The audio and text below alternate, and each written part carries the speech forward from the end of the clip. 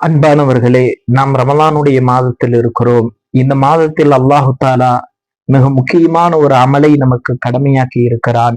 அந்த அமல் தான் அல்லாஹ் குரானில் சொல்லுகிறான், யா யுஹல்லதீன ஆமனு குத்திப அலைக்கும் சியாம். அல்லாஹு தாலா உங்களின் மீது நோன்பை கடமையாக்கி இருக்கிறான். அதற்கு சியாம் என்ற அந்த வார்த்தை, அந்த பதம் பயன்படுத்தப்படுகிறது. சியாம் என்ற வார்த்தை சௌம் என்ற வார்த்தையினுடைய பன்மை சொல்லாக இருக்கிறது. சௌம் என்றால் என்ன அர்த்தம்? அன்னை மரியம் அலைஹிஸ்ஸலாம் சொன்னார்கள், இன்னி நதர்து லக ரஹ்மானி சௌமன். என்னுடைய ரப்புக்காக நான் உங்களிடத்தில் சௌமை நோன்பை நேர்ச்சி செய்கிறேன். அந்த சௌமுடைய அர்த்தம் மௌனமாக இருப்பது, யாரிடமும் பேசாமல் இருப்பதற்கு சொல்லப்படும். ஆனால் நமக்கு அல்லாஹ் சியாம் என்று சொல்லுகிறான்.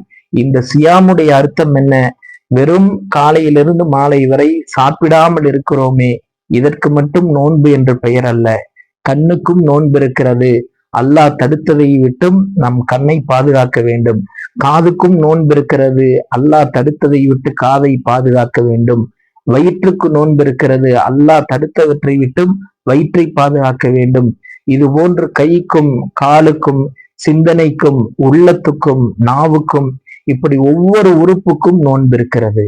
எனவே நாம் நம்முடைய நோன்பு வெறும் வயிற்றுக்கு மட்டும், வாய்க்கு மட்டுமல்ல, எல்லா உறுப்புகளுக்கும் இருக்கிறது. எனவே நாம் நியத் செய்ததிலிருந்து நோன்பு திறக்கிற வரை நம்முடைய உடலின் எல்லா உறுப்புகளுக்கும் இருக்கிற அந்த நோன்பை நாம் பேண வேண்டும்.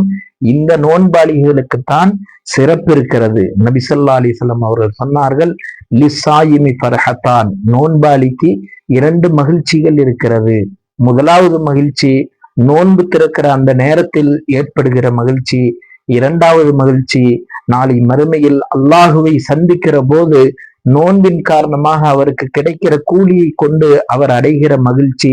இந்த 2 மகிழ்ச்சிகள் நோன்பாளியை தவிர வேறு யாருக்கும் இல்லை என்று சொன்னார்கள்.